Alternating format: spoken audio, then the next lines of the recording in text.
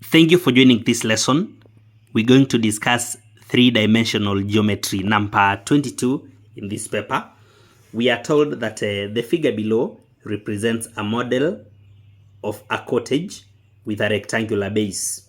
AB equals to 24 centimeters, BC 7 centimeters, CG 5 centimeters, and VG 32.5 centimeters. M is the midpoint of FG. M is the midpoint of FG. As we can see, M is the midpoint of FG. 24, 7, 5, 32.5. Those are the given dimensions. You can see the labeling of the model. Now we are told in part A to calculate to 2 decimal places. Part 1, the length of OM. The length of OM. AM, that is. So what we can do for us to get length AM, we're supposed to know that now that this is the mid, M is the mid, we can do a line down here such that we also meet line BC at its mid, and we can call it N actually. We can call it N. Let's say that is point N. Now we can also get another line from A down to the mid of BC, which is our point N. So now I'm doing a line through the base to point N, such that because this was 7 centimeters, now I can use BN, which is a 3.5, now that I've just bisected the BC, such that now we can first of all get the length AN using Pythagoras theorem. So using AN, we can say, because it is hypotenuse, we can say 24 squared plus 3.5 squared. Then we obtain the square root. We will get the length AN. We will get the length AN. 24 squared plus 3.5 also squared. Then we carry out the square root. This gives us 24.25.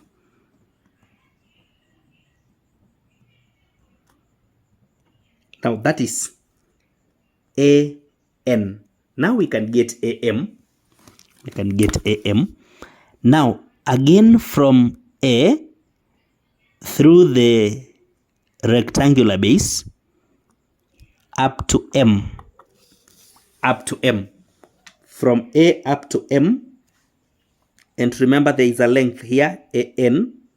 There is another length here, MN, which is now 5 centimeters, just like CG, 5 centimeters. So we can use 5 and the 24.25 to get AM.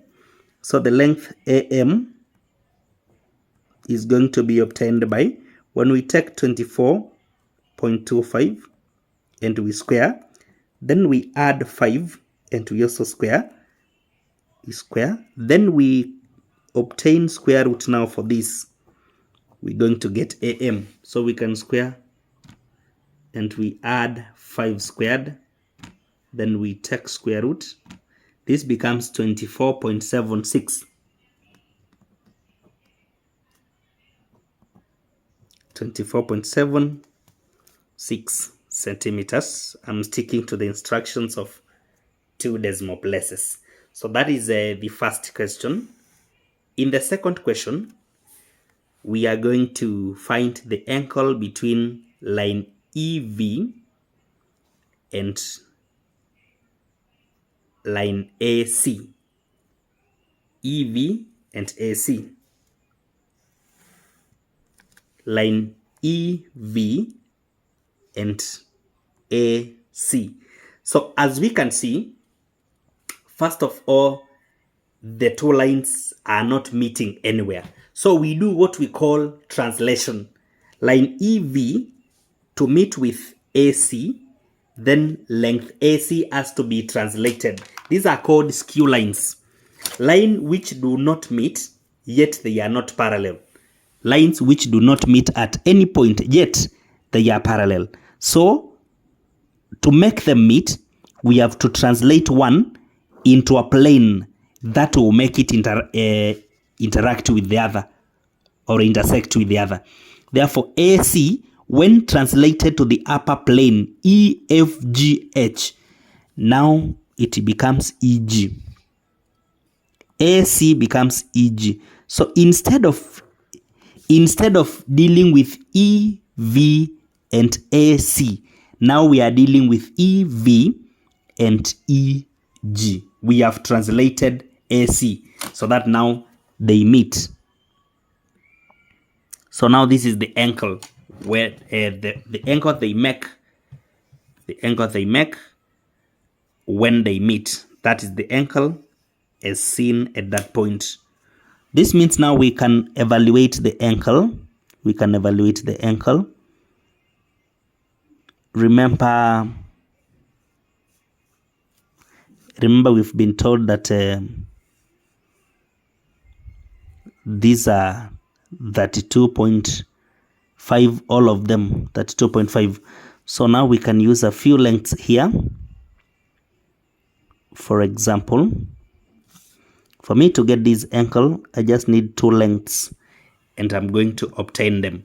We can first of all get the length EG because we need 24 squared plus 5 squared and we take square root so that we get the diagonal EG. So diagonal EG will be 24 squared plus 5 squared and we carry out square root. This becomes 24.52. So 24.52 is the length EG. So for us to get the length from V up to the point here, which we can call O for now, for us to get VO, do we even need that? We can get EO instead. EO. Then we need to divide this by 2 now. 24 by 2, and we are getting 12.56 centimeters. So now it means the length EO is 12.56 and the length EV is 32.5. So we can get the angle at this point, the angle the two lines are making now. VE and EG, the angle they make here using trigonometry. Now that we need an angle, we have its adjacent length and we have its hypotenuse according to the triangle there. Then it means we use the cosine of an angle. So we will say the cosine of the known angle is given by adjacent length 12.56 divided by the hypotenuse 32.5. That means for me to get theta, I'll need the cosine inverse of all these value. But let me get it first. When I divide by 32.5, this is giving me 0.3772. 3772. So now the cos inverse of this will give us the length, the angle, that is shift cosine of this value, 67.84.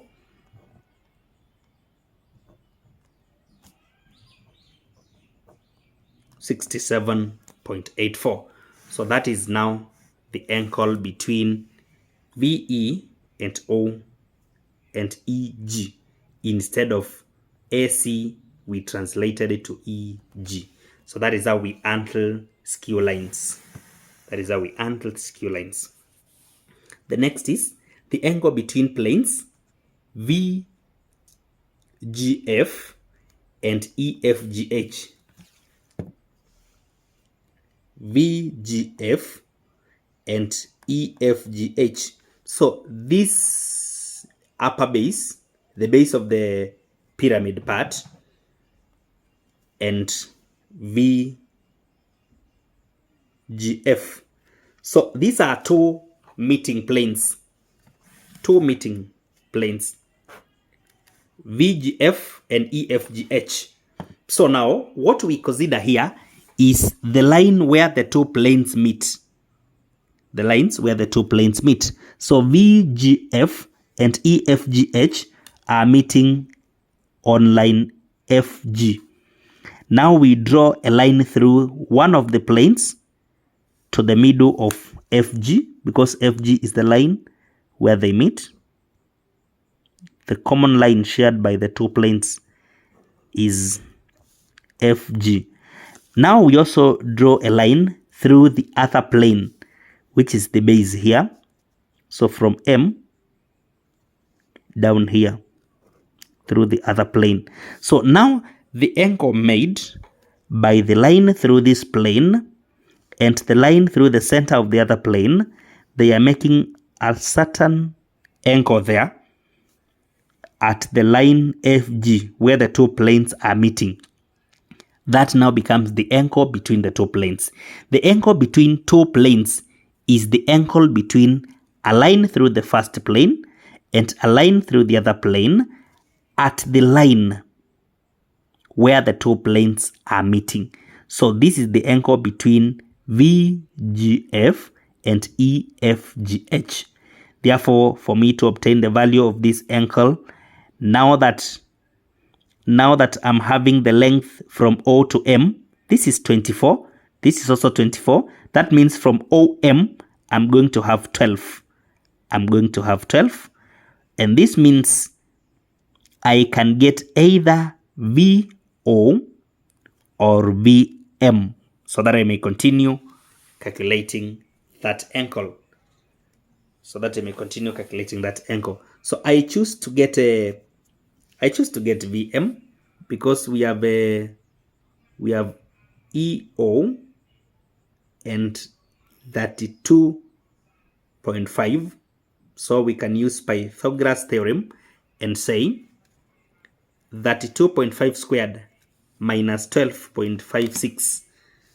32.5 squared minus 12.56 also squared. Then I take square root. I'm getting 29.97. This VO is 29.97. So 29.97 now can be used together with this 12 to get me this angle. And for that angle now, I will apply tangent. And I will say the tan of that particular angle is equal to opposite. For this angle now, the opposite will be the VO, 29.97, out of OM, which is 12, because OM is a half of EF, which is equivalent to AB. So the half becomes 12. So now over 12, then I will get now the angle by obtaining tan inverse. Shift tan. I'm getting 68.18.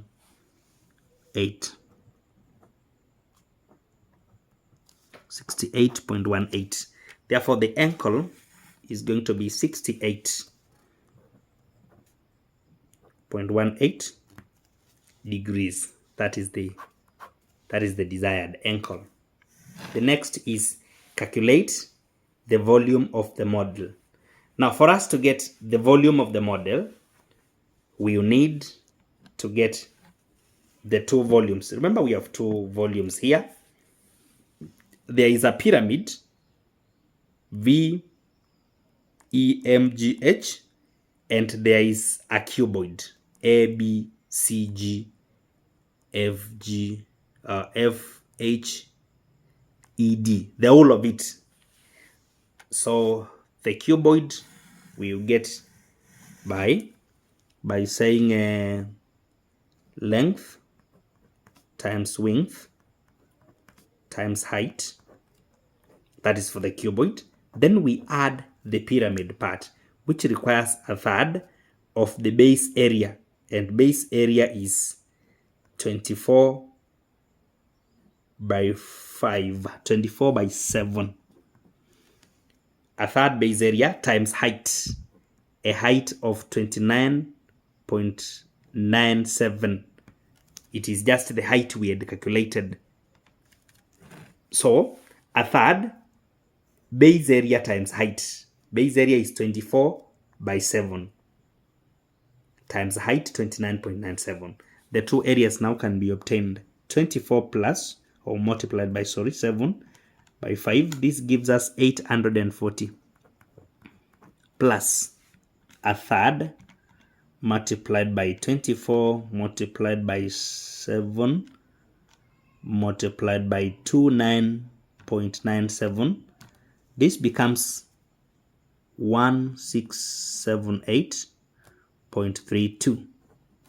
That means we can get total by adding 240 to this value, and it becomes 2518.32 cubic centimeters. So that is how we answer the three-dimensional geometry question. Thank you for following, subscribe and share.